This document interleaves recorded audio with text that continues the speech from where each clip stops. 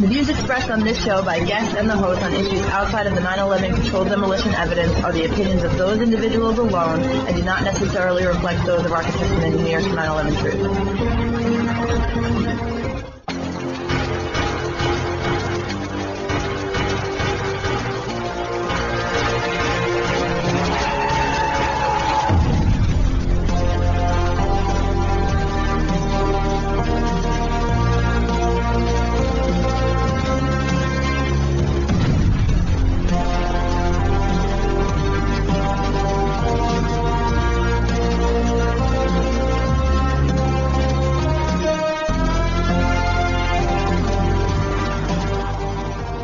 Welcome to 9/11 Freefall. I'm the host, Andy Steele. Today we're joined by Ted Walter and Roland Engel.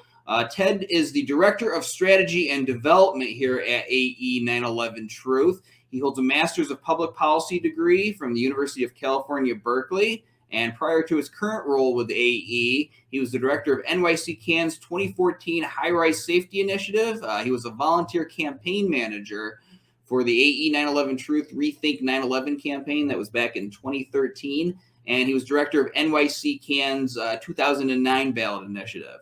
And he's the lead author of the 50-page booklet, Beyond Misinformation, and also the 13-page World Trade Center Physics publication, as well as AE 9/11 Truth's 2020 request for correction to the NIST WTC7 report. So he's been responsible for a lot of things, and we're going to be getting his input here today on a new matter.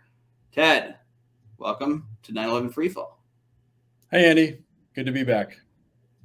And of course, he is joined by Roland Engel. Roland is the CEO of AE 9/11 Truth. He graduated from the University of California, Berkeley with a Bachelor of Science in Civil Engineering and became a licensed civil engineer in California.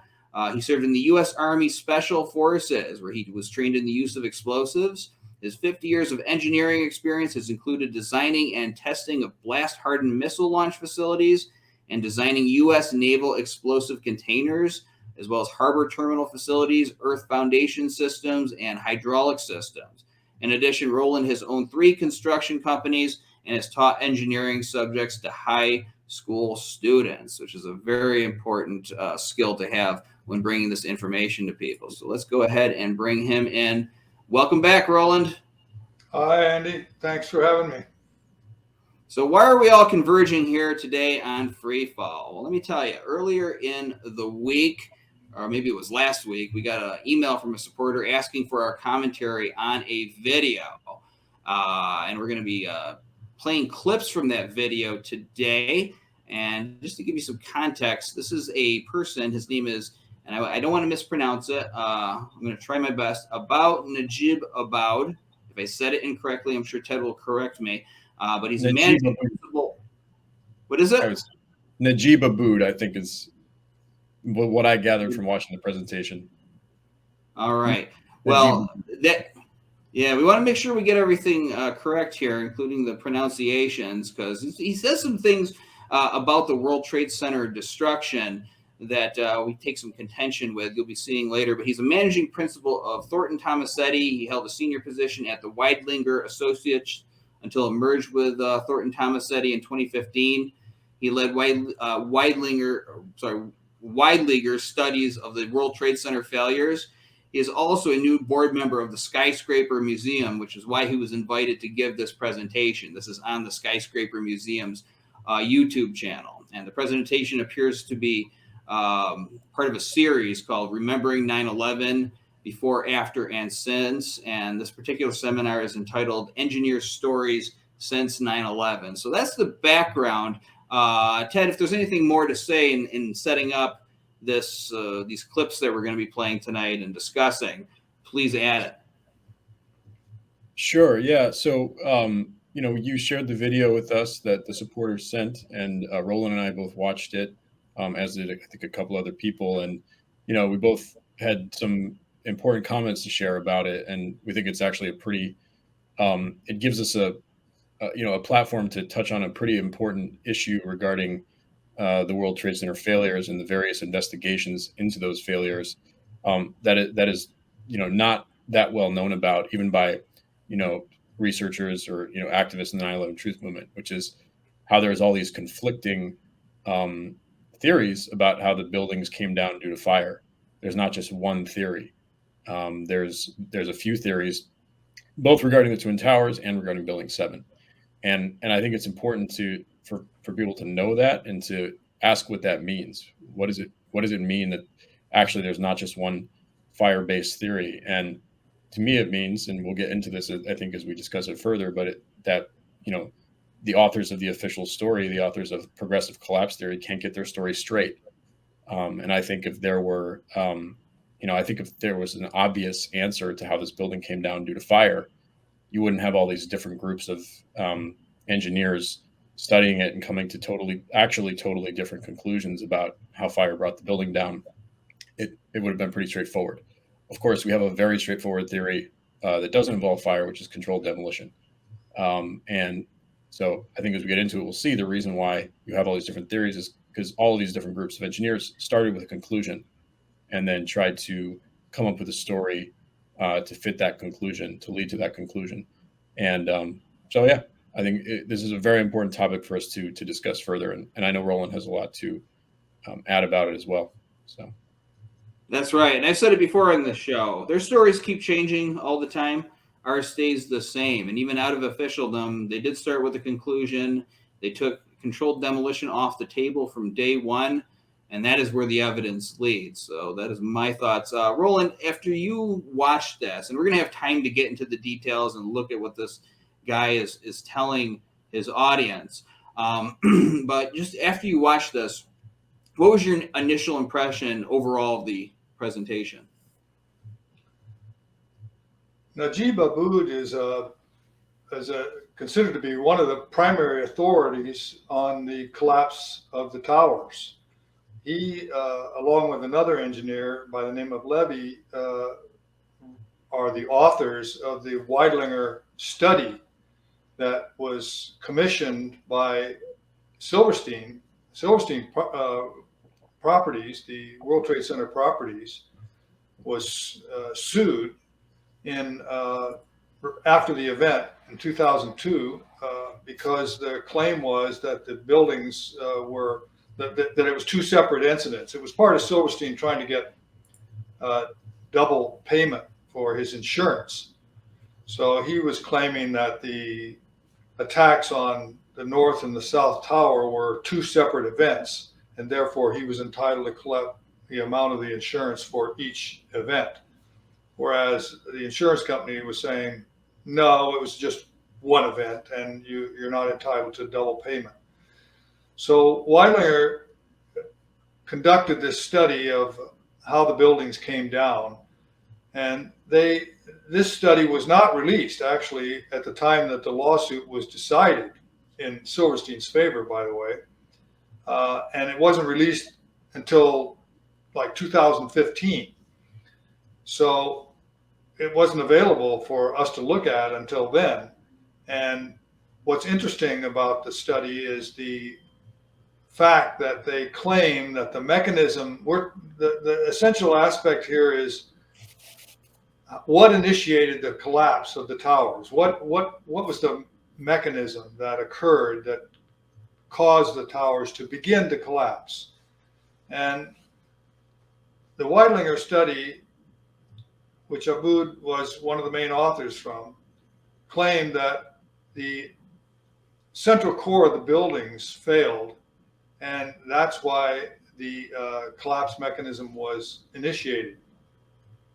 However, in the meantime, if you go back to 2005, when the National Institutes of Standards and Technology issued their report, they claim that the initiating event was the collapse of the floor trusses in the impact area due to the fire, and that pulled in the perimeter columns, and that was what initiated the event. Well, those are two completely different mechanisms, and from our standpoint, from the engineering standpoint, it's crucial that we understand exactly what happened. And when you have the two major engineering establishments, on the one hand Weidlinger, a reputable and well-known firm, and on the other hand, NIST, saying two completely different things about what happened, that is a problem for our profession. We need to resolve those kinds of things. And over time, these differences about theories should be ironed out, but it's clear that they haven't been. So that's what's interesting about this video and how it fits into the context of what's happened. Exactly. And I'll tell you what, that supporter who wrote in wanting us to give a response to this, they're going to be getting more than they bargained for tonight. We're dedicating a whole show to it. So congratulations to him for bringing it to our attention. So let's dive in. We're going to play the first clip from this video. And, Andy, before you play, could you show those quotes just to help frame the conversation a little further? Sure. Which quote would you like? Because and by the way, Ted is sort of acting as producer tonight because we got some very specific things we want to show you. Which one is it going to be? The Shankar Nair quote, and then let's add that in. All right. So already there. Oh, go ahead. You go for it, Andy. All right. Already there is near consensus as to the sequence of events that led to the collapse of the World Trade Center. All right. Note the date. Note the date. The date was September 19th, 2001, so 8 days after 9/11. And this is an engineer based in Chicago who did have involvement in the FEMA investigation that was conducted in 2001 and 2002, as well as, and I'm pretty sure that he was involved in the NIST investigation as well as a consultant. And I think I wanted to bring this quote to everybody's attention, for a couple of reasons. But first of all, I think it's absolutely ludicrous that 8 days after this event that there could be any sort of consensus or even striving to have consensus about how the buildings came down. It's really odd. Nobody had really done any investigation yet. It also shows this inclination to want to claim that there's consensus when there might not actually be. And that's what we'll see throughout this presentation. It's not just that Najib Abboud and Weidlinger have a different theory from NIST. It's that he tries to claim that there's, and he uses these words as we'll see, that there's a convergence on the root causes here or what have you. And so why is it that they're trying to claim that there's consensus? I think that, as we'll see here, I think we'll see that, Najib Abboud realizes that there is something wrong, as Roland pointed to, that there's something wrong when there's actually two quite different theories about how these buildings came down due to fire. And so he wants to try to claim that there's consensus. I think the fact of the matter is that the only consensus that there is among these engineers who are all, very established in the industry is that it was fire. And beyond that, there's not really a whole lot of consensus. So yeah, it's a pretty astounding quote on several levels. Well, to be able to come up with a consensus within 19 days of this event taking place is utterly ludicrous. I mean, I guess Zdeněk Bazant came up with his own theory in a shorter amount of time after the towers came down, but you really can't know until you have a study and you get into the pile and at ground zero and really dive into, looking at everything that was left behind. Now let's look at our second quote here. This one is from NIST. The WTC towers in World Trade Center 7 are the only known cases of total structural collapse in high-rise buildings where fire played a role. That is from August of 2002. Beginning with Ted, your comments? Yeah, so this quote is from NIST's investigation plan that NIST issued in August of 2002 when it launched its investigation, and that's actually the official start date of the NIST investigation. So this quote is mainly, we're just trying to illustrate here that essentially NIST stated their conclusion at the outset of their investigation. We also see here that, as NIST admits, that these are the only buildings that have allegedly collapsed due to fire. So obviously that's important to note, and many people are aware of that, but not a lot of people are aware of the fact that NIST actually stated the conclusion in the plan for the investigation before they even started. And I think that's why ultimately what's responsible here for, sorry, one of my computers, what's responsible here for people coming to different, having different explanations is that, again, they all have a specific conclusion in mind, and then they sort of do their analysis to, arrive at that conclusion. And as Roland alluded to, sometimes they had very specific things that they needed to prove beyond just the building collapsed due to fire. In the case of Najib Abboud, it was very specific that the whole purpose of the investigation, I mean, you could say implicitly it was also to try to show that it came down due to fire and not controlled demolition, because he was, that would not be an acceptable finding. But also he needed to prove that the collapse of the South Tower did not contribute to the collapse of the North Tower, so that they could establish that those were two separate events. But yeah, so that's the reason for bringing this quote to light. Roland, your thoughts? Well, these two things are completely contradictory. On the one hand, you have an engineer who was involved in the study and the analysis, saying 8 days after the event that they had already decided what the theory was, that they had nailed it, and then NIST admitting later when their report was released, the FEMA report was released at this time, and they were saying that these were extraordinary events. So if you have extraordinary events that had never occurred in history, but you've come to the conclusion about what happened within 8 days, this is a non sequitur. There's, I mean, from an engineering standpoint, that's ludicrous. That's the only word there is for it. Absolutely. So let's dive into the videos from this presentation. We began by talking about, I'm going to play the first one for you guys right now. There was a crying need to understand exactly what happened, to be able to address what is our vulnerability and how the towers collapse. Of course, I won't indulge in the conversation around all of the conspiracy theories, but part of how we address that fear and the irrationality of some of the ideas is through a scientific investigation. Ted, what are you thinking after you hear that? Well, obviously he uses the word conspiracy theory.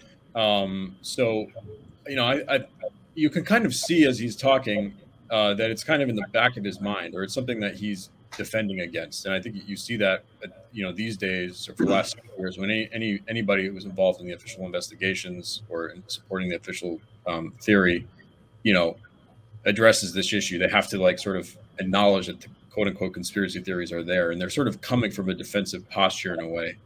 And I think, that's kind of partly, I think that shows that we've had some success, made some progress over the years in popularizing, the truth and the true science about how these buildings came down. I'm sorry, throughout this presentation, as he talks, you can just sort of, in my view, you can sort of feel his guilty demeanor. It doesn't seem to me like he had a lot of fun giving this presentation. But yeah, so. And Roland? No, Roland? I think this gentleman is in a very difficult position, and I think that shows. And as Ted pointed out, the very first thing that he talks about is pointing out that conspiracy theories are off the table. He doesn't mention what those conspiracies are, but we have to point out that the official story is a conspiracy theory, and he's simply trying to separate the conspiracy theory that he is advocating for from other theories. And that was evident from the first days after the attacks, that the narrative was seized by the mainstream media, and all notion of explosions, which were widespread and reported by the mainstream media in many instances that day. Ted did a study and went back and looked at all the news clips from that day, and by far the majority of them spoke openly about explosions. So the narrative immediately dismissed all discussion of explosions. They never tested for explosives or incendiaries. They deliberately ruled that off the table from the very beginning as a conspiracy theory. And that's the story that the engineers that were on board had to stick to. Very difficult job because the evidence points away from it, so they had to take certain steps along the way to misdirect the investigation. And what we're seeing here is the sort of the product at this point in time of where they are with that story. And unfortunately for them, the methodologies of the actual destruction that they have come to differ from one another when attempting to explain how it occurred by fire. So this is the problem that we're going to investigate a little bit here today. Right, and they try to talk about official stories as if it is an open and shut case, but even within officialdom, and the official story is the NIST one, but even within the circles that are trying to argue against us, they still don't have agreement. So it shows that they really don't have a lock on what they are saying. And I think that we have a better lock on what we are saying because we've got all the evidence to back it up, at least justify a new investigation. And I do agree with him that you avoid conspiracy theories by having a thorough scientific investigation. The problem is that we didn't get one. All right, you're going to see in this presentation tonight, and even in this report, this is only on the Twin Towers. They don't even mention Building 7 in this presentation, but they only go up to a collapse initiation, and as Roland noted, they didn't test the dust for explosives or incendiaries. They didn't really look at the physics of how the building actually came down. They didn't take into account those accounts of explosions or the extreme temperatures. They basically cherry-picked evidence. So we never got a scientific investigation into this. And through our research, it's not a conspiracy theory. In my view, it's what happened. But again, at the very least, it justifies a new investigation. Okay, let us play the next clip here. One moment. There was a money issue. Where do we get the money to rebuild that site? So obviously there was a litigation. That litigation compelled one of the list of 5 major studies that I've listed on the screen. It is the second one, it's the World Trade Center structural engineering investigation that Thornton Tomasetti and Weidlinger led. The first report was issued in August 2002. Ted? Yeah, so that clip was just to help give a little bit more of the background that Najib Abboud was, the investigation, the study that he worked on was, actually had a very specific agenda, which was, he was working for Silverstein Properties, trying to prove that, the collapse of the South Tower did not contribute to the collapse of the North Tower. He does, I would say, throughout the presentation, he tries to frame everything as if his investigation and all the other investigations are all working for this greater common good. The only investigation that in theory was done in the public interest was the NIST investigation. That it was a federally mandated investigation by the government, taxpayer funded, et cetera.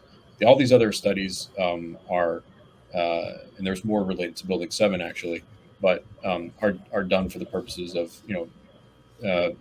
insurance payouts and legal claims and so on. So is there anything else I wanted to say about it? Pretty much that's it. Right. So it has an agenda. It has an agenda attached to it, and their agenda was that lawsuit. So that's something to keep in mind. It's not working for a greater good on their end. It's working for proving a particular thing to it result in financial benefit for their clients. So, right. The way that he frames that as being part of the greater common good is like, well, we need to rebuild the site. There's a money problem. How are we going to get the money to pay to rebuild the site? So through this lawsuit. Roland, your thoughts? The thing that I'd like to add is that remember that this video in which Mr. Abboud appears in was just recently filmed within the last month or so. So this is an occasion of the 20th anniversary of the the actual attacks. And I'd like to point out that there have been many, many more studies. I got one right here. This is a study that was done by 3 civil engineering professors at Benha University in Egypt. And it was published in 2014.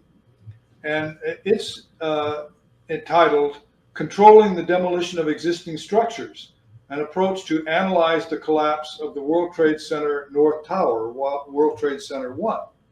And they come to the conclusion, their ultimate conclusion is that it was a controlled demolition. And they say the results of the finite element analysis indicated that the structure, World Trade Center 1, was safe in terms of its horizontal sway and relative strength with the dead, live, and wind and impact loads that were considered.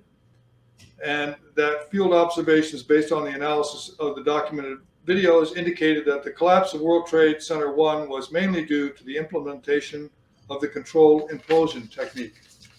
So this is a university in Egypt, and a survey of all the studies that have been done on the World Trade Center building collapses indicates that more than half of them worldwide have come down with the conclusion that it was a controlled demolition. So Mr. Abboud refers to these 5 studies. He's completely ignoring all the studies, many of which were conducted by universities overseas, that have come to the conclusion that it was controlled demolition. He just simply acts as if these studies never existed. These universities and engineering departments and professors don't exist. They've been consigned to silence, nothingness. This is not the way. This is not the way studies are conducted. I mean, this is not the way you survey the literature. Well, and Andy, if you could just show that video again, just so people, and pause it so people can see the list of studies. You know, it's meant to encompass both. There was a litigation. That litigation compelled one. Yeah, so he's listing studies here that not only about the towers but about Building 7, and oddly, you know, even for including the studies that are in his sort of orbit, he oddly excludes the other study about Building 7 by the engineers working for the opposing side in that litigation, which was Arup and Guy Nordenson. So he's selective in that way, and of course he leaves out the study by Professor Leroy Halsey at the University of Alaska Fairbanks regarding Building 7. So he has that little bullet point that says, and others, but there's, as Roland said, there's many others. And others who disagree with me. Exactly. And it's not a surprise that they would leave that study out. And again, it's just another example. You cherry pick whatever agrees with you in order to push your narrative. And we see that we've been seeing that all the time in the mainstream media, but of course, academia and engineering institutions and people pushing these official reports on behalf of the government and their clients aren't above that either. All right, so let me just remove that, and let's play the next clip here. So I think it's important to understand, and that's not part necessarily of the public narrative, as to the sheer amount of investigation and brains and totally independent bodies. So this is not the voice of one side. This is the voice of many scientists and engineers from different groups looking at it. And I would say at the end of the day, the conclusions largely are converge around certain specific findings that I'll mention at the end. All right, Ted, your comments? Yeah, so this is where Mr. Abboud makes his key claim that there is a consensus, there's a convergence, and that this science has been done by lots of independent teams of engineers arriving at the same more or less the same conclusion. Again, we see that tendency to try to claim consensus when even within the group of engineers who believe that it was, or say that they believe it was fire that brought the buildings down, they have different theories. I think when we get to the end, we'll see that he actually hasn't proven at all that there's a consensus. He just shows that his theory is completely different from NIST, and he doesn't actually address it. He doesn't talk about how NIST theory is slightly different. He doesn't talk about the NIST theory at all. So it's interesting that the tendency to try to claim that there's a consensus. Roland? Yes, I think this video is aimed at a general lay public, people that may not understand some of the nuances that he's relying on here to mislead people. When he says there's a general consensus, what he means is that amongst the people that were associated with conducting the studies for the government, either as a contractor or directly for NIST, that they have a consensus that it was fire that brought the buildings down. So that's true, but that doesn't explain how fire brought the buildings down. I mean, from an engineering standpoint, it's not enough for us to say fire brought the building down. How did the fire bring the building down? What exactly happened? Let's see what happened. And the conclusion that he comes to, which he alludes to, which he'll get to later, is that in the case of the North Tower, the core columns failed, and that was the initiating event that brought the building down. But NIST, the official government story about how that building came down, has a completely different initiating event. That is, the floor trusses failed. So where's the consensus? I mean, from an engineering standpoint, you might say there's no consensus there. They don't really have consensus here because they're giving us two explanations for what happened. Yeah, exactly. And basically, no, what you have here is a group of people who have agreed to get their stories straight. That's all that I'm seeing here. And, again, that bullet point and others, well, there's a lot of others who are mixed in to that little, that title there, including the University of Alaska Fairbanks, the university out of Egypt that Roland cited, and of course, there are 3,500 architects and engineers who sign our petition, and all of the people that support us as well, who, I mean, they may not be engineers out in those tens of thousands, but they do have two eyes, they do have common sense, and this is their country that this happened in. They do have an opinion that is valid as well, because it is instinctive when you watch, for instance, Building 7 go down. I mean, you've never seen a high-rise, steel frame high-rise go down like that because of fire before. Why did it happen on that day? And then you get the explanation from NIST, and it does not make any sense to anybody who applies their reasoning and logic to it. So, no, there is no consensus. Just because somebody says there is doesn't make it so. So let's go to the next clip here because I feel like we're on fire. Ultimately, what proves much more lethal is that big regions that are highlighted in yellow in a second are regions where columns survived but got stripped of their fireproofing but by that flow of debris across the space. And ultimately, it is the fire that brings down the building. All right, so they say that very assertively and they punctuate it at the end, but that again does not make it so. Ted, we'll start with your thoughts. Well, I think this is more Roland's bailiwick, but the one thing that's important to understand where these two studies do agree is that the alleged dislodgement of fireproofing was an essential step in the buildings coming down. That if it was just the airplane damage to the columns and then the fires, that the floors would not have sagged, or in the case of the Weidlinger study, the columns would not have been weakened without the removal of lots of fireproofing across several floors. Roland wanted to play this clip because and point out that there was really only one study that was done really by NIST to look at the dislodgement of fireproofing, what would result from the planes going into the building and sort of shattering into all these small pieces of debris and allegedly stripping all this fireproofing. And it was a very rudimentary, primitive study that was done where they did something like shot a shotgun many times at some fireproofing. And really, you look at the photos of that study, and you kind of see that this fireproofing doesn't come off that easily. I mean, if you just grab the fireproofing, you could probably pull it off. But the idea of that in a split second, there's going to be all this debris that just flows through the building and just like cleans all the steel of its fireproofing. Pretty fantastic idea. And if you show that picture of the fireproofing, that I believe you have the what's it called, NIST fireproofing experiment. Yeah, so Here it comes. There you go. that's what you get. Imagine like lots of little shards of airplane flying everywhere, and just being able to strip all this, all of these columns and trusses and so on of their fireproofing in a split second. It's pretty ludicrous.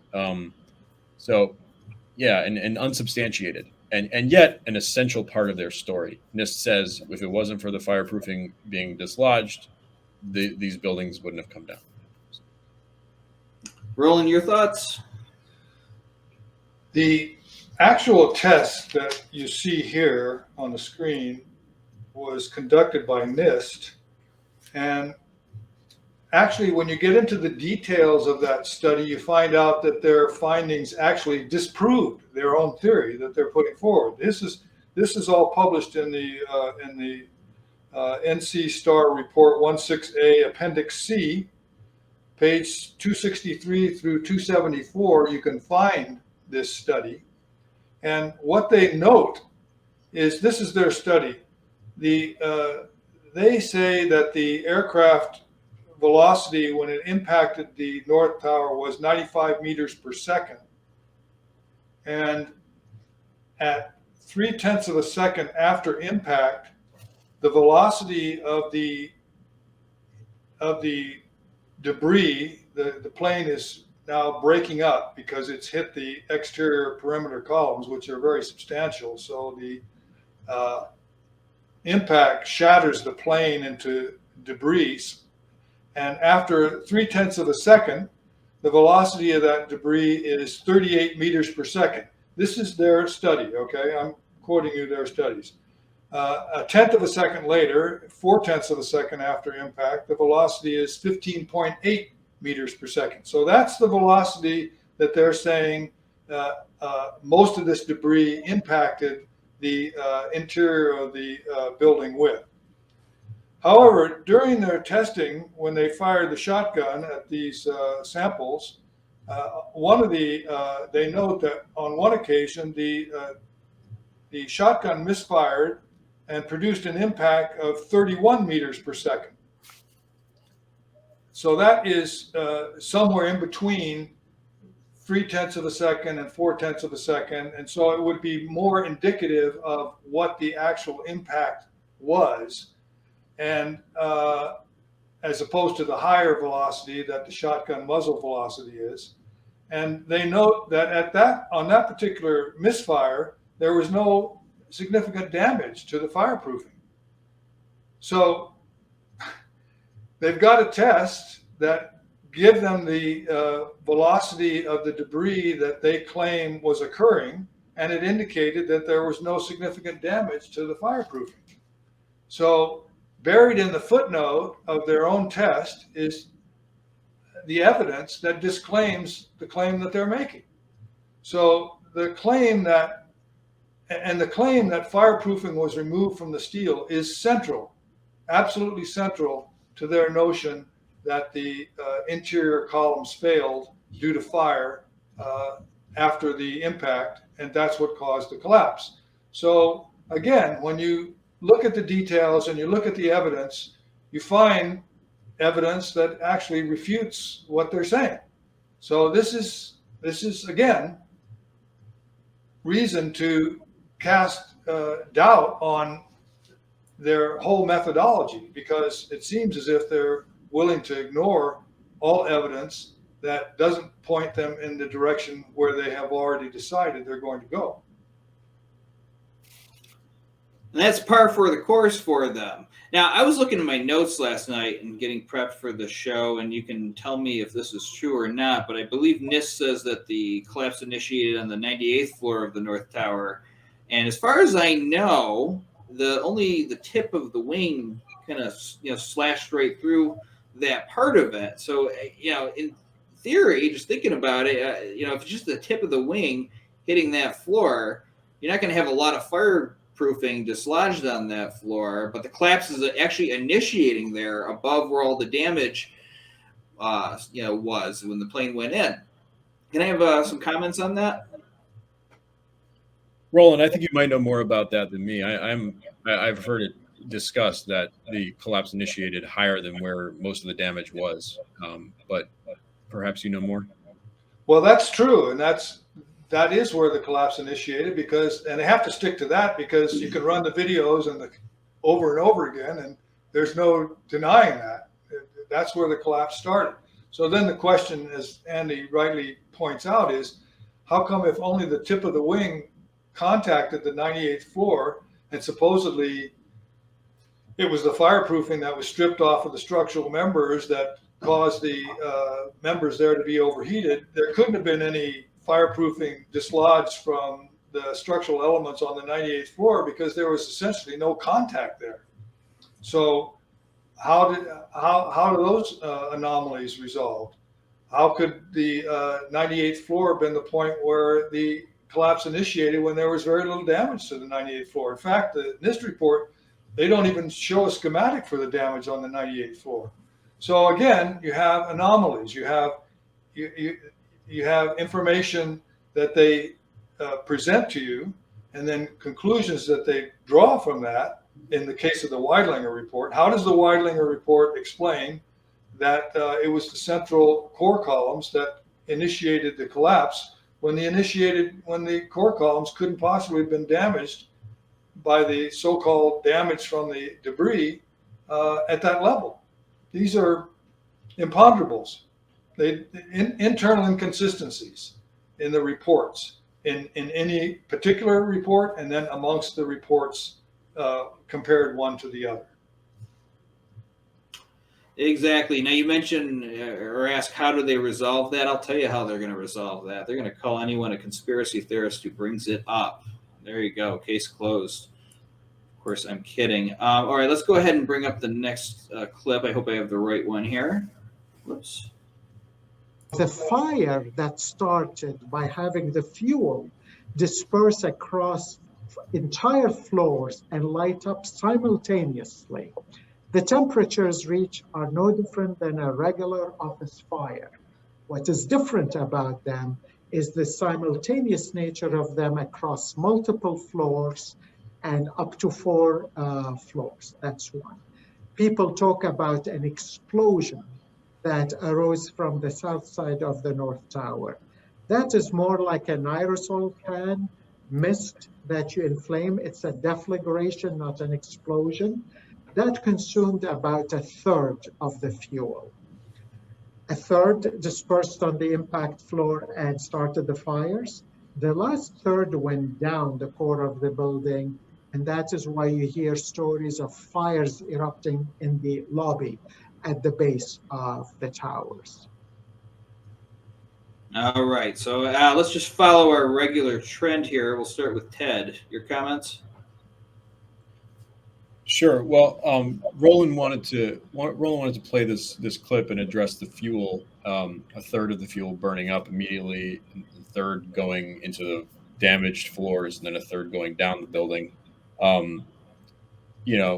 This is not the time. This is not the focus of this presentation. But the idea that a third of the fuel traveled all the way down the building and shot out numerous floors, not just the lobby level or the basement, but numerous floors, and caused explosions on those floors is pretty ludicrous. The kind of explosions that could cause the damage that we saw in the lobby, with very thick glass being blown out in the lobby when the firefighters arrived a few minutes after the first plane hit the North Tower. So there's that.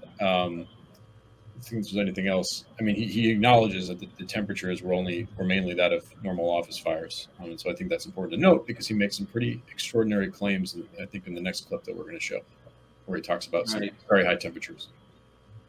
Right. Roland? This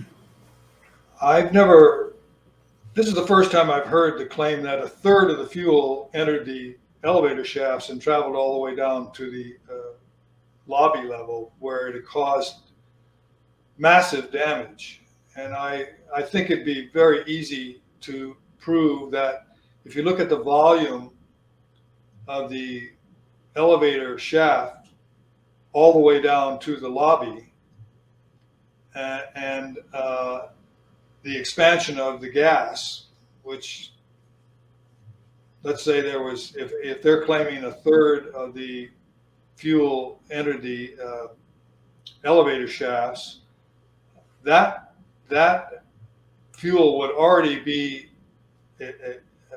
exploded, because the impact, the fire caused by the impact and the fuel, as we can see, when the planes hit the building, there was a massive explosion. Well, that explosion would be throughout the area, the volume that the gas occupied, including the elevator shafts. So I think it'd be very easy to prove that the volume of gas that you're talking about that was exploding could not possibly have caused the kind of damage at the lobby level that they claim, given the fact that it had to travel all the way down 95 floors through the elevator shafts and then cause an explosion in the lobby that just had massive impact and velocity, not happening with a cloud of diesel fuel 95 floors below the impact zone. It's magic. It's like when people are faced with this data that just doesn't work for them, all the lobby many of the lobby windows being blown out and all this damage in the lobby, they jump to magic basically, to try to explain it, because they can't accept the idea, don't want to accept the idea that there were explosives, low down in the building, in the lobby area, in the basement, etc. Well, it seems like a pretty chintzy explanation. Even the numbers kind of sound suspect. I'd like to know how they came up with that, because it's just a neat number. 1/3 went out the side of the building, 1/3 burned on the floors, and the other third went down the elevator shaft. That's pretty neat and even there. But I don't even hear them address this very much, and then of course reports go of explosions going off in the basement. William Rodriguez, they don't even address this kind of stuff. Again, they're just kind of coming up with an explanation that doesn't even really sound good when you first hear it. It doesn't sound like it makes any sense, but you ignore, for instance, again, William Rodriguez, which completely makes you have to go back to the drawing board if you're a real scientist. Accounts of an explosion going off before the airplane hit. But even if you don't want to believe that, you can still just look, hey, why is there explosions going off right in the basement of the building so fast as the airplane is coming in? So, all right, let's get to the next clip here so we don't run out of time. Of course, 102 minutes later, the fires continuously weaken the steel. Steel at those temperatures doesn't melt. It just weakens. So think about at 1,000 degrees Fahrenheit, the steel is half as weak or half as strong as it is at ambient temperature, at normal temperature. When the temperatures here reach up to 2,000 degrees Fahrenheit, the steel has lost 80% of its strength. So clearly the core is being weakened and weakened, and the hat truss is working harder and harder to try to shed the load onto surviving columns, but ultimately there's simply not enough capacity in the tower, and the collapse initiates. All right, we got a lot of focus on that collapse initiation going on here in this presentation. Not much else. Again, we'll start with Ted. So real quick, so that we have enough time to get through everything, this one I think is pretty straightforward, but he's making some claims about the temperatures being extremely high. I think he said 2,000 degrees Fahrenheit, which is around 1,100 degrees Celsius. I mean, that is an extremely hot building fire that, like temperatures typically wouldn't reach that high in a high-rise fire. And there's no evidence for that. NIST was able to get some steel from the site and focus on areas near the impact zone. and didn't find very few examples of temperatures rising above 250 degrees Celsius. So as we see with this Weidlinger study of the towers as well as Building 7, I think the way that Weidlinger gets the conclusions that it gets is by assuming some extremely high temperatures. And critically, when you look at the smoke that was coming from both of the buildings, it was very thick, very dark smoke, which indicates a pretty cool fire with not that much oxygen as well. So these are pretty ridiculous temperatures that he's talking about. Roland? And again, he's ignoring the fireproofing issue. What removed the fireproofing in the lower floors? There was no impact there. Very little effect from the fire. The claim for a 2,000 degree Fahrenheit fire contradicts his own statement that the fires only burn with the normal office fire temperatures. So on a number of points here, this argument doesn't hold any water. And then he talks about the load redistribution overcoming the excess capacity of the columns, and that's not plausible either, because the perimeter columns were only loaded to 20% of their capacity with the dead load. They had a safety factor of 5 to 1. The core columns were loaded only at a third of their capacity. They had a safety factor of 3 to 1. So even if you heated them up and redistributed loads and so on and so forth, you had plenty of excess capacity in those columns. They weren't going to fail. They don't talk about that. Well, there's a lot they don't talk about because it doesn't fit into the official story. All right. Do we have the next clip ready? Let me put them up. Just one sec. Sure.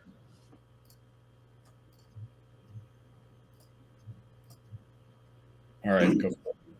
All right. It's the collapse of the North Tower. You can see it core driven in the center first, and then the outside perimeter wall follow. So how do I know that this physics calculation is meaningful?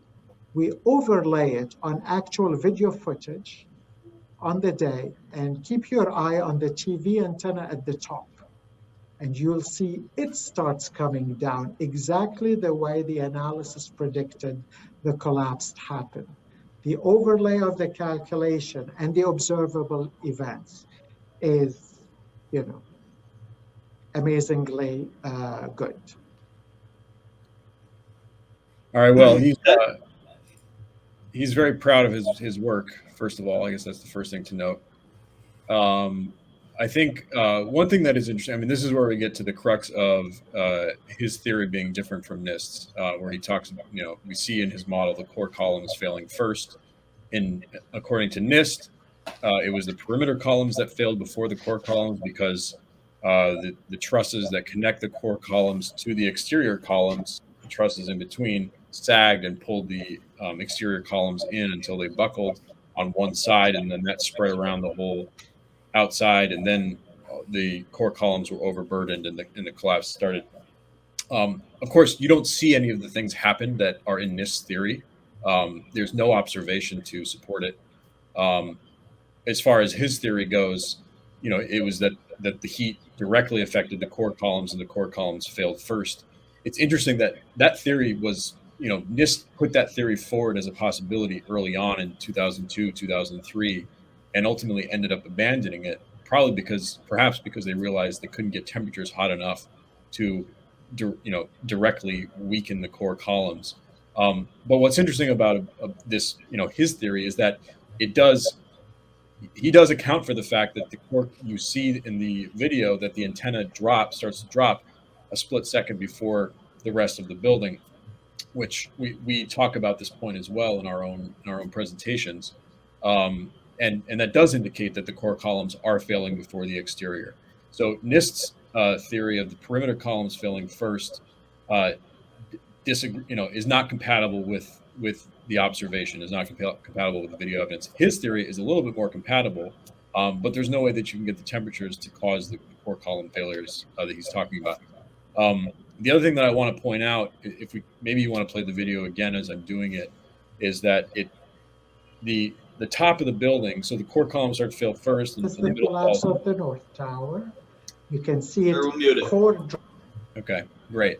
What you'll see here, what's interesting is that the top part of the building in his model is falling, and you see the top part of the building sort of disappearing into the lower part, but no damage actually being done to the lower part, which also agrees with the video evidence. The problem is that if this were actually a gravity-driven progressive collapse, you would see the top of the building hitting the lower part of the building and doing damage to the lower part of the building. What actually happened in real life was that the top of the building began to fall and began to disintegrate first before explosives started doing any damage to the lower part of the building. So you see the top part coming into itself, coming into the bottom part, doing no damage to the bottom part. It just goes like this, right? And so, I mean, my hunch is that they're not actually doing anything to model the bottom part of the building here.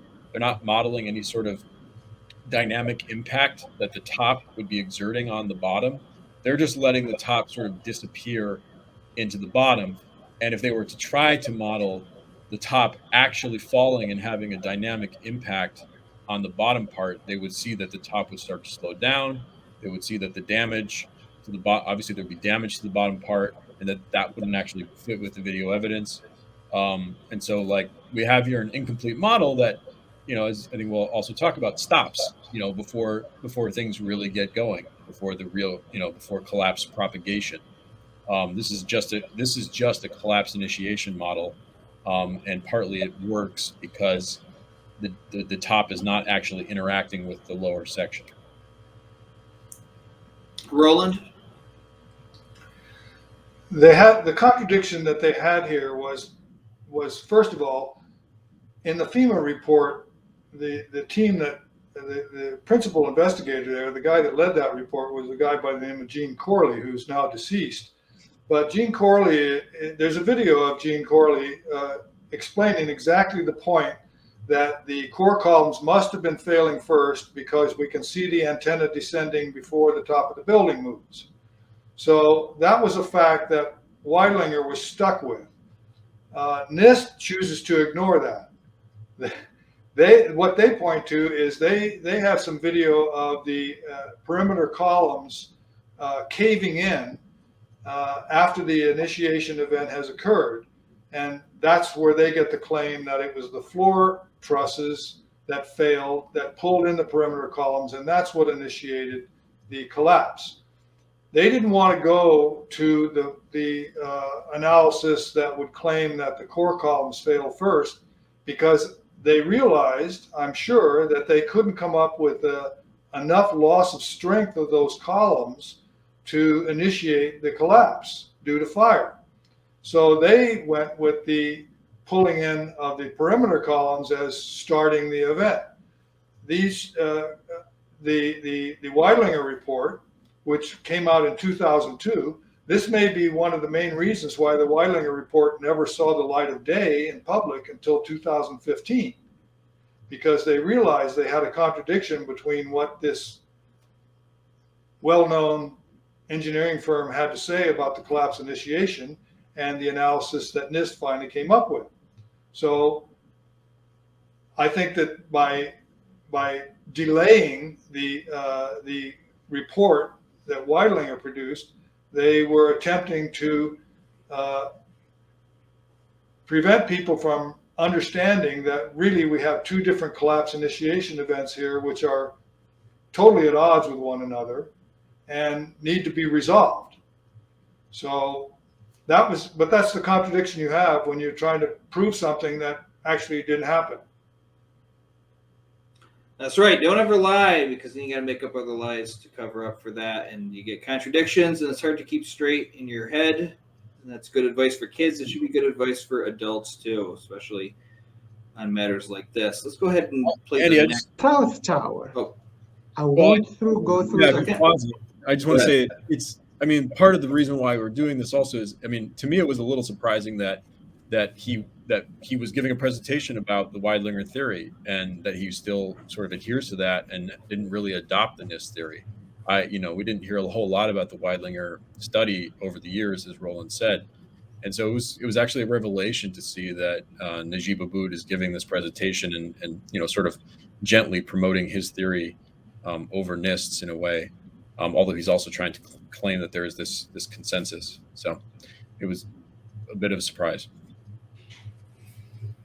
All right, let's go ahead and get this one Investigation in of the here. South Tower, but the South Tower impact was eccentric, and that's why the South Tower first tipped at the top, but then gravity is the single strongest force that governs a collapse. Once that tip occurs, the rest is simply coming down. It's a pancaking event, floor over floor over floor, until you just have a massive rubble at the bottom. So when people talk about this looks like an implosion, yes, a building collapses, a building of that height always collapses that way. It never tips over sideways. That's cartoons, that's not physics. That's the mere force of gravity. People who induce implosions, all they look to do is to weaken columns such that gravity does most of the work.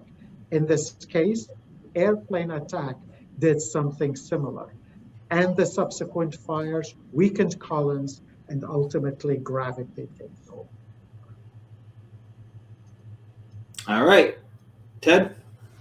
Sure. Well, there's a lot to unpack there. I made several notes on this one, and I'm going to look at them so I don't forget anything. But I can also be brief. First of all, he says he says that when buildings of this height collapse, they always collapse straight down. I mean, it's a ludicrous statement to make, because there have only been two buildings of the height of the towers that have completely come down, and I don't. Even building 7, demolitions, hardly you see demolitions of buildings that tall. So it's just preposterous to say that there's a way that it always happens, and as if that's a normal thing, and that we know and we understand this. And then to say that it would be straight down, I'm not an engineer. I think Roland can say, could he possibly believe the statement that he's making, that a building skyscraper is at the top collapses, it's always going to come straight down, is I don't know, it's ludicrous. There's a lot to say about the South Tower specifically. He's basically trying to say that once it starts to tip, of course it's just going to right itself and begin to go straight down. There's no reason why that's true or obvious. If something starts to tip, that means that the least resistance was in that direction, and you're going to have the momentum of the tipping and the fact that there was already the least resistance there. I see no reason why that's not going to continue happening. The idea that the part that it was tipping away from would then start to be as damaged as what it was tipping towards, I don't think there's any basis for that. Of course, if you watch that video any further, what you actually see is the top of the South Tower a couple seconds later completely explosively disintegrate. It just literally blows up. Of course, his study and the NIST study don't go any further than collapse initiation. If there's anything important else to point out there, that he talks about the pancaking event. I think he's kind of, as it goes down, I think he's kind of loosely using that term. Pancaking can mean a specific theory where the floors are collapsing inside the tower, leaving the columns laterally unsupported, and so they buckle. That's like the pancaking initiation theory. When he says it there, I think he's speaking more to a vague sort of mix of pancaking and floors falling and pile driver and whatever. And I don't, at the end we're going to show some video of the Noah Tower coming down and see that we don't see what he's talking about, where the top is crushing the bottom. So. Yeah, that's right. And it goes to show you, too, that there's a lot of impressions put in people's minds. What's coming to mind as you talk about this is the special on PBS, I think it was Nova, where they showed the floors coming down on the core columns and hitting each other but leaving the core columns still standing, which didn't happen in real life. But in this presentation, he says that the floor slabs pretty much stay intact, which shows some stability inside the attacked area, right up until the quote collapse initiates really suddenly. So it's just another sign of sudden initiation, in my view. But it just goes to show you there was a lot of wrong impressions put out by media in the aftermath of September 11th before they could even get their stories straight. Roland, your thoughts on the clip we just played?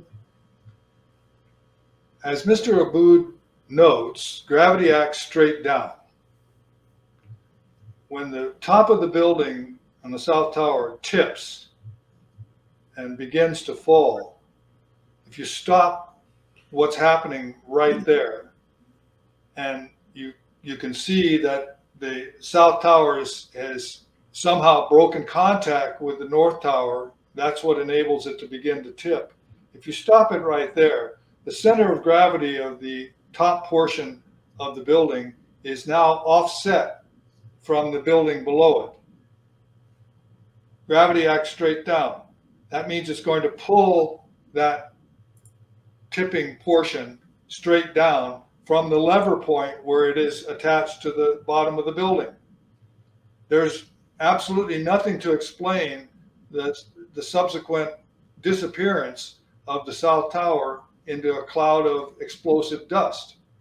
Where is that coming from? There's no impact. The top of the building is falling over. It should continue to fall. There's nothing opposing it at that point. How do you explain the fact that the South Tower, the top of the South Tower, never arrived at the ground in basically an intact position that would have only resulted from hitting the ground, because there was nothing below it at that point? So that's the only people that would believe that what they saw could have happened from gravity would be people that simply don't understand the fundamentals of how physics works and the lever action and how that would operate. But he said it in his own words: gravity acts straight down. Doesn't explain what we see. Right. The laws of physics don't change just because something is really big. Those laws still apply to everything of every shape and size. Now, we have one more clip queued up here. Ted, is this the last one for the show? Yeah, and then I think it's important that we also show the collapse of the North Tower real quick as well. Right. So Okay. bring that up. But yeah, this is the last of Najib. All right. So I lost count here. Let's get this last one We up. understand exactly why and how the collapse happened. It is not just the airplane impact. It is the fire attacking and diminishing the residual remaining strength in those towers. And they had lost their ability to resist the fire because they got stripped of their fireproofing by that power wash from the debris of the airplane. We understand where the collapse initiated, how it initiated, and why it fell, and the differences in the collapse mechanism between the South Tower and the North Tower. All right. So just sort of a wrap up from him. Ted, we'll begin with you again. Yeah, it's him wrapping up his presentation, and by this point he has not actually explained how his findings and NIST's findings converge. They actually haven't. He hasn't actually discussed the differences with the NIST, between his theory and the NIST theory. But he made the claim in the beginning of the presentation that he's going to talk about how the findings have converged. He really hasn't actually shown that, and he kind of doesn't come back to that. And he tries to pretend, just by the idea that the buildings collapsed due to fire, that the findings converge. And as we've alluded to, I think several times, his study doesn't get into how did the collapse really propagate after that. I did download the paper and read the relevant sections, and he's got about, sort of like the NIST report, he's got about 2 or 3 paragraphs dedicated to actually explaining how the collapse propagated once the top of the building came down. there is a drawing in the report, which I sent you that as well, the Weidlinger schematic, if you want to pull that up. And I think that'll be a useful thing to compare with the video. So this is the drawing that's in their report, amidst those 2 or 3 paragraphs about how the collapse propagates. For people who are already familiar with the video, you see that this doesn't really look anything like the video, probably in many ways, but in 2 very important ways. One, you can still see the top of the building in the final phase there that's drawn, whereas in the video you can't see the top of the building. It's completely disintegrated by that point. And then the debris obviously is not, that debris pattern that we're seeing there is not nearly as wide as as wide as what we see in the video. It's the debris in in real life was expelled several hundred feet in all directions. It's not just falling nearby the building. Yeah, I think, is there another point I wanted to make? No, that's pretty much it. And we'll get a chance to compare this drawing with the video of the North Tower in a second. Right, and speaking about NIST only in this, they act like the what follows collapse initiation is just sort of what you would expect, and almost like it's not important. But a lot of people died as a result of what happened after the collapse initiation. And I'm not just talking about victims from the day of September 11th.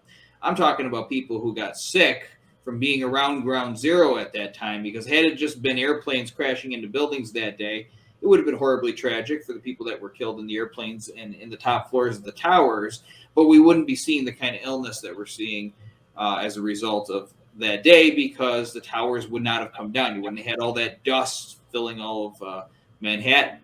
Roland, your thoughts on what Ted just said and on the clip?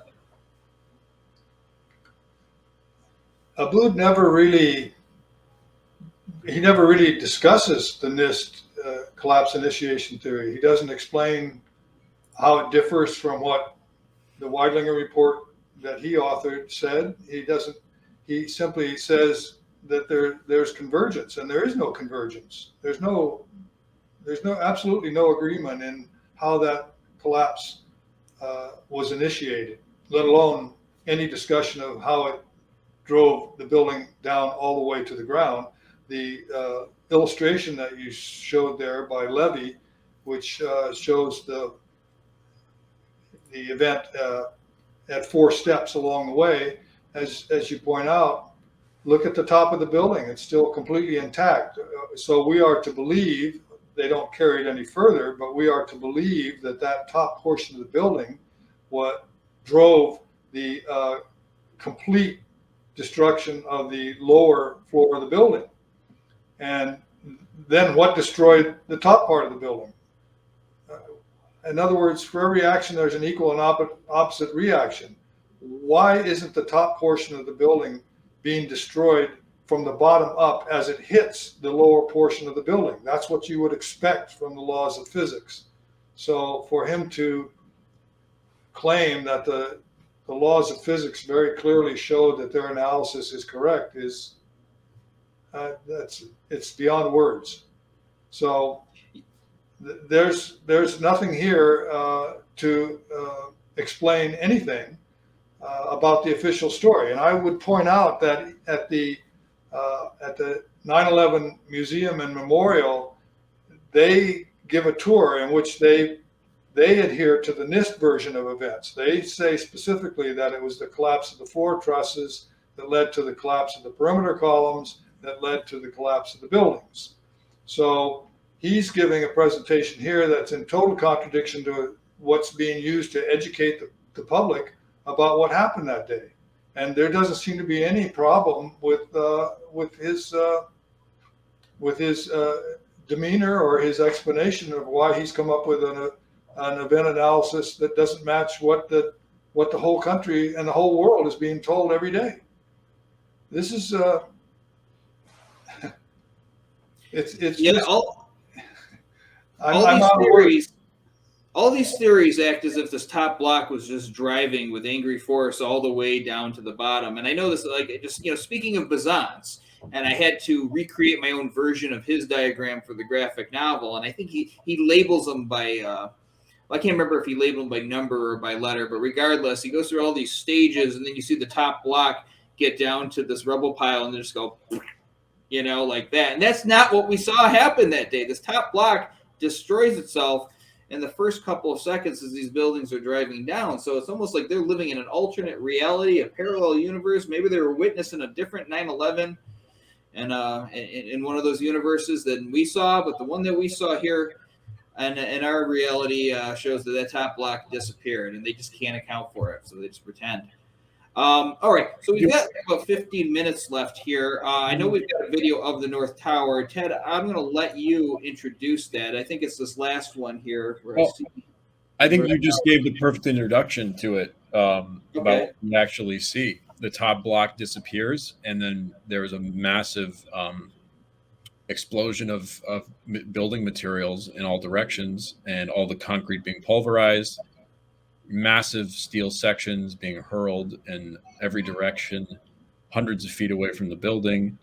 As I think we're going to see in this video, you see kind of jets shoot out sort of after, you know, kind of on their own halfway down the building. So let's go ahead and play the video and see if it looks like this drawing here.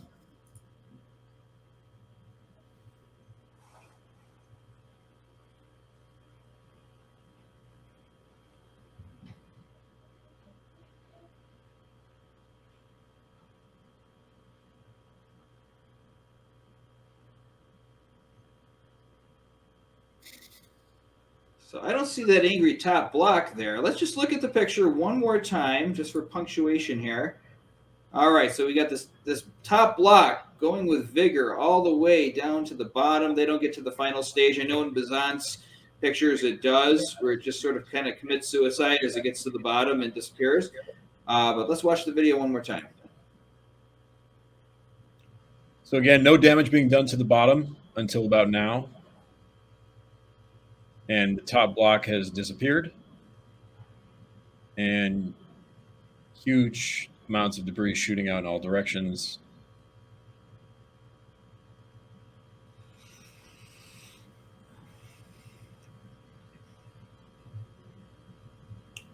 All right, so we are seeing some you know, I'm just going to let this go ahead and play while we're talking here. I don't know if I can do it on a loop without hitting play a bunch of times, but we'll try. Roland, what are your thoughts as you watch this and compare it to the drawing? There are a number of anomalies here that are not explained by their theories. First of all, as you pointed out, the collapse of the top portion above the impact zone before the bottom part of the building starts to collapse is the first and most obvious problem. Then you can see the squibs traveling down the building ahead of the collapse zone, which would indicate that there were explosions happening at those levels to disable the support columns ahead of the collapse wave so that you can build up the momentum. And they probably did that down maybe halfway down the building. At the end of the Right at the end of the clip, you can see that there are still some perimeter columns standing about halfway up the building through the smoke and debris, right there on the right. And then they, in turn, most of them fell over subsequent to the collapse of the rest of the building.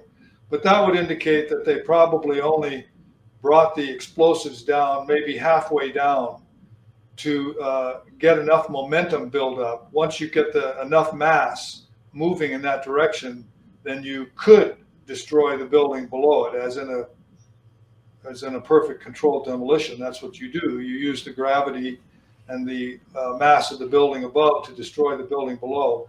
So that would indicate that they probably only planted the explosives down maybe half, maybe 2/3 of the way down the building, and after that, the rest of the building could do the work.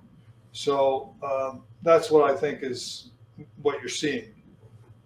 Well, you make me think of when he said that for really large objects, they only fall straight down. They're not going to fall to the side. That only happens in a cartoon. Well, I guess that's a big relief to controlled demolition experts, so they don't have to take as much time and care in making sure they come straight down, because they have to come straight down, especially if they're in a large populated area with lots of buildings and such, because there's a safety issue there and you want it to come straight down. But I guess they don't need to take that much care and concern in making sure that happens, because it's just going to come straight down no matter what, according to that guy.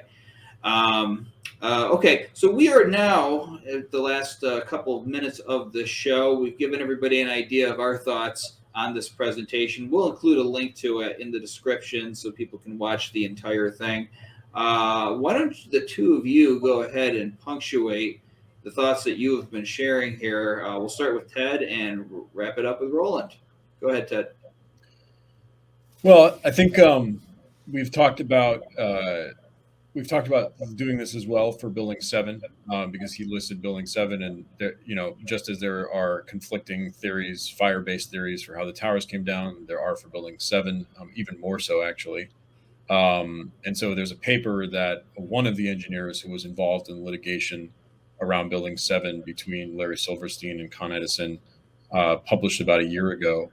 That I think we'll take a look at in the next episode that we do like this, as a vehicle to look at the different theories around Building 7. And again, how, what's interesting about that paper as compared to Najib Abboud is that, this Professor Torero, I can't remember his first name, but Jose Torero, he doesn't try to pretend as much as Najib Abboud does that there's a consensus. He's like, part of the focus of the paper is the fact that there's all these different theories about how Building 7 came down due to fire. And he kind of recognizes, well, they both recognize that that's sort of a problem, which is why Abboud tries to pretend that there is a convergence.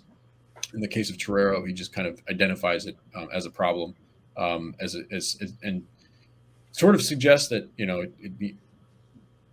maybe we'll never know, kind of, but it would be good if we could come to some sort of a resolution here or a consensus. So yeah, that's something to look forward to. As I said before, I think all of this comes down to the fact that all these different investigations all had a conclusion from the outset, and their analysis was geared towards, proving that, in certain ways, some of them are looking at the observations. The most important thing here and the most important evidence is the video evidence. There's lots of other important evidence, of course, but what you put forward as a theory has to be consistent with observation. And Abboud's is a little more consistent with how the core columns fail first, because we see the antenna drop a split second before the exterior.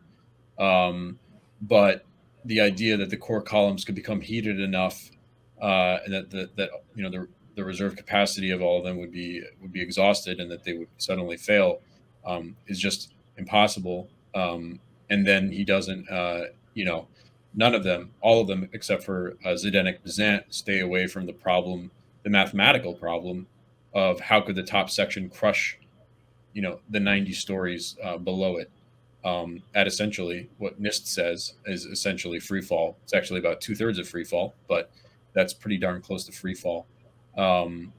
So yeah. And I think that, you don't just need architects and engineers from Alan Truth to say, hey, there's something wrong with the NIST theory.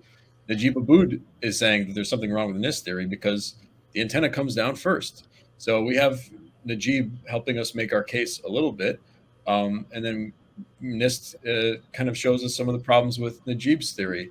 And none of them have valid criticisms of the theory that is overwhelmingly supported by the evidence, which is that all three buildings were brought down with explosives and incendiaries.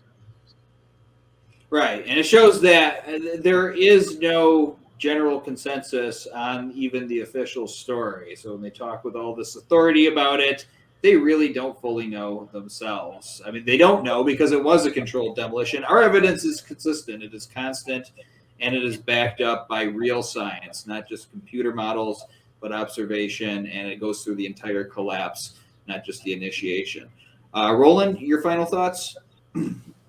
Historically, what happens when there's a massive failure of this magnitude, whatever it may be, a bridge failure, a dam failure, a building failure, over time, as the evidence is examined and different people weigh in on it, there's a narrowing of consensus about what happened, because different arguments back and forth eliminate the propositions that don't stand up under scrutiny in the examination. So that's what they're attempting to provide here. They're going to do this by fiat, by authority. We are the experts. We're declaring that there's a consensus here, and everybody better believe that. And they may be able to get away with that with the lay public that has not the technical background to understand what they're actually saying. But for those of us in the profession that do have the training and the knowledge and the experience base to examine what they're saying, the more they talk, the less it makes sense. So we have to press forward in our profession and convince our colleagues that this is a matter of serious importance for our profession. We can't be like the lay public and say, oh yeah, everything's fine. It isn't fine. This is a huge contradiction for our profession. We can't allow this kind of authoritarian approach to coming to conclusions that aren't supported by the evidence to stand. If we do, it spells the long-term decline of our profession. We have to understand that. We can't allow these kinds of false notions and incorrect theories to explain major events, to infest our profession and gain long-term credibility there. It will spell the death of our profession. People will lose respect for us, and they ought to if we can't combat this from within our profession. So that's what we have to do. That's the job that's in front of us. We've got to continue to expose the contradictions in the official story. We've got to absolutely stand up against authoritarian command conclusions that are not supported by the evidence. And that's the job that we are going to take on and continue to take on as we go forward. That's right. I like what you said there about the more they talk, the less it makes sense, the explanations that they give for why these towers came down. Maybe their lawyer should be advising them to keep quiet further and let us do the job, because I think we've done a much better one. Guys, it's been a pleasure sitting through this with you guys and hearing your analysis of it. This was a great idea, so thank you to the supporter that sent us the video. And that's it. So thanks for coming on Freefall today. Thank you, Andy. Thank you, Andy. Thanks for the job you're doing. All right, so that concludes another show. We may do this again, talking about Building 7 as well. But thank you for watching. Spread this video around. Show it to others. They need to see it. They need to see these debates and discussions going on. And if you're not signed up for the emails at AE911Truth, you can do that by simply going to the website, ae911truth.org. So for my part, I'm Andy Steele, saying have a great night and good luck. This program is on every Thursday night on No Lies Radio at 10 o'clock Eastern, 7 o'clock Pacific, and every other Sunday night on BBS Radio at 8 o'clock Eastern, 5 o'clock Pacific. You can also keep track of the archives by going to 911freefall.com. This is Andy Steele. Have a great week. Good luck.